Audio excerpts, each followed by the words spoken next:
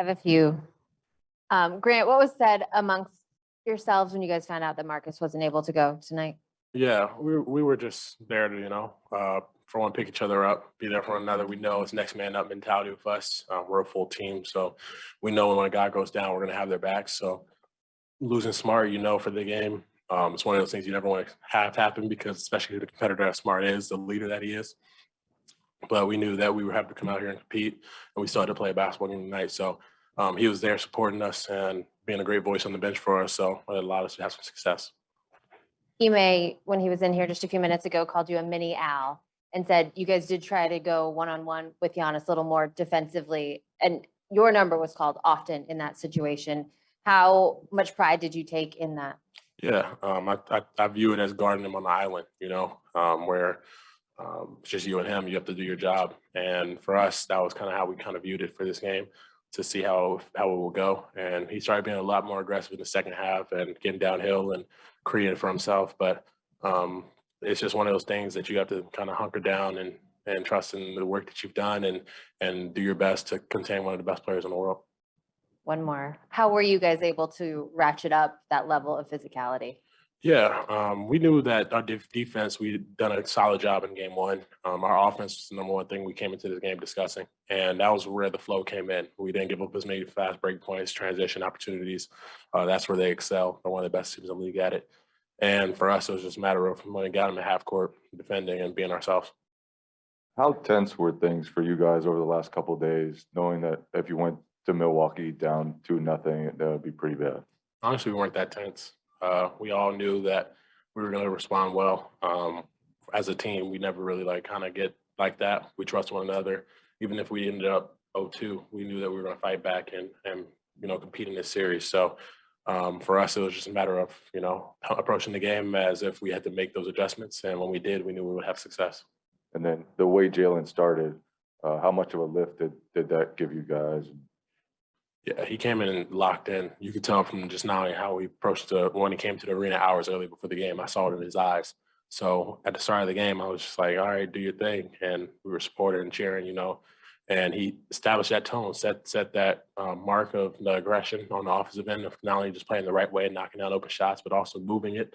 And it's one of those things that he's improved on throughout his career. And you have to admire that about him, that he's continued to get better, him and JT both. And JB was a huge leader and a huge component of this win tonight. Milwaukee got a lot of credit over the last 48 hours for their toughness, for their physicality in game one. Does that motivate you guys? And do you take that personally when that kind of talk happens? Yeah, we don't really pay attention to most noise around us. We just kind of focus on each other. But when it comes to that, this is one of the most competitive teams you play in the league. And they have guys down the line that you have utmost respect for because of that. Giannis, Bobby, guys like that, they approach basketball as if it's like life dependent. And those are the ones you love playing against because it brings more out of you. And you got to give them the respect that they deserve, but we also know that we're competitive and we're doing the same.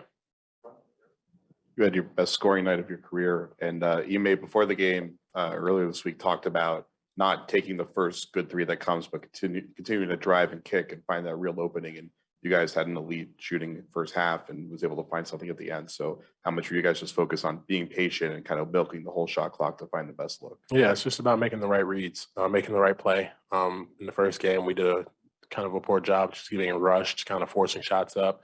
The first three that we saw that was open, we shot, no matter if there was three people flying at us. So tonight we just knew that the more we moved it, the more opportunity it would be open.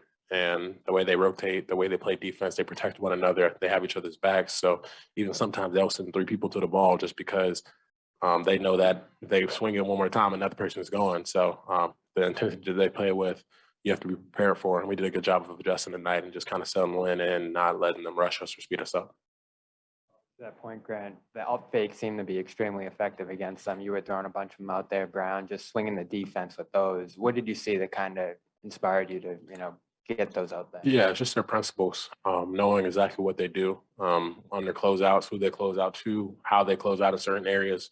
So for us, it was just a matter of that you saw somebody, depending on the matchup, if someone's closing out on you, you might be able to drive it immediately because of their feet. You might be able to just kick it, swing it, and get it off because they're going to overhelp after. So just about understanding who's on the court at the time and who we want to attack. They do a great job of having one another's backs, but we know that we're going to get an open look if we keep moving it around. And then on that ball movement point, there was one play late in the second. It was like 5-6 passes. Al finished at the end there. You've had a lot of sequences like that this year. How did you get to a point where, you're stringing out those possessions for 5, 6, 7 passes sometimes? Yeah, it was fun. It was actually hilarious because I think in that one possession, JB ball faked me twice in the corner. And he ball faked me, took a dribble, ball faked me again, and threw it to JT. And JT threw it to Al and laid it up. But I was sitting there, I was like, I'm kind of open. But I was like, you know what? We got a layup, so let me get back on defense. So it was kind of cool. Just that possession, it was so exciting just be on the floor with that because each and every one of us are just out there trusting one another, having fun. And that's when it's a team and you really have success. A couple things. You really seem to be celebrating the little things like setting a pick that Tatum would hit a 3 on. It seems like almost like you hit a 3. How much pride do you take in those kind of moments? And secondly, did you see the 4 guys in the orange Grant shirts at the end of the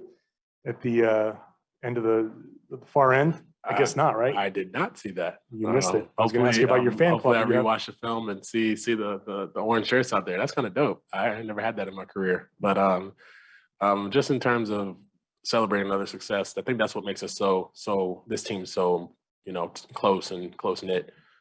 We celebrate each other. No matter if it's JB scoring 30, JT scoring 30, Al, we all celebrate each other and lift each other up. And that's something that I feel like I take pride in because I love winning.